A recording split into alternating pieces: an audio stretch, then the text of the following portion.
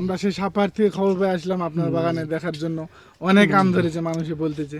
জি আল্লাহ। আসসালামু আলাইকুম প্রিয় দর্শক, আমি আজকে আবারও চলে আসলাম আপনাদের মাঝে নতুন একটি ভিডিও নিয়ে।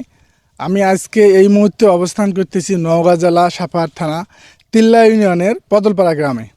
এখানে একটি 10 বিঘা রূপালী বাগানে আসলাম।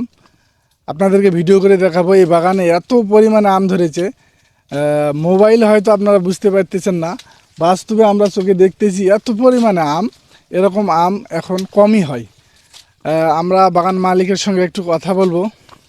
আসসালামু আলাইকুম। ওয়ালাইকুম আসসালাম। ভালো আছেন? আলহামদুলিল্লাহ ভালো আছে। আপনার এখানে কয় বিঘা বাগান রয়েছে?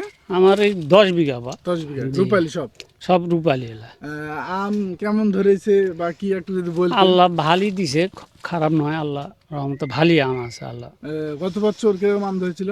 গতবারও ভালোই আসলে, একটু আমার কম ছিল একটা আর কি। আমরা সেই সাপাহার থেকে খবর পেয়ে আসলাম আপনার বাগানে দেখার জন্য। অনেক আম ধরেছে মানুষে বলতেছে। জি আল্লাহ ভালোই দিছে বাবু। এটা আপনি খুশি? খুশি আল্লাহ রহমতে। ভাই, আমরা দেখতেছি আপনি এই পাতাগুলো পরিষ্কার করতেছেন এবং কাটতেছেন, কিসের জন্য? এটা আম পরিষ্কার যেন থাকে, আমরা দামটা পাওয়া যাবে, মানে এই পাতাগুলো পরিষ্কার করে দিলে ময়লাটা হবে না। ময়লাটা হবে না এবং কি কীটনাশক ভালোভাবে স্প্রে করা যাবে। হ্যাঁ হ্যাঁ হ্যাঁ, আলো বাতাস পাবে, ঠিক মতো আলো সেজন্য বাতাস পাবে। বাগানে দিয়ে এত সুন্দর আম ধরেছে, আপনার কি ফুলের সময় বেশি স্প্রে করেছেন? হ্যাঁ, বীজ দিছি, কি কি বীজ দিয়েছিলেন বলতে পারবেন? এসিপেট দিছি, নালি দিছি, আর 72 দিছি। 72 দিচ্ছেন এই সিভেট আর নালি। হ্যাঁ, আর ওই সময় কয়দিন পর পর বেশি স্প্রে করছেন? ফুলের সময় 8 দিন, আর গুটি হওয়ার সময় 4 দিন, 3 দিন। যে অনেকেই যে দোকানদাররা কি নিষেধ করে নিতে ফুলে বীজ দেওয়া যাবে না, হ্যাঁ বলছে। তারপর আপনি দিছেন? হ্যাঁ দিছি আমরা। প্রত্যেক বছরই আপনি এভাবে বীজ দেন?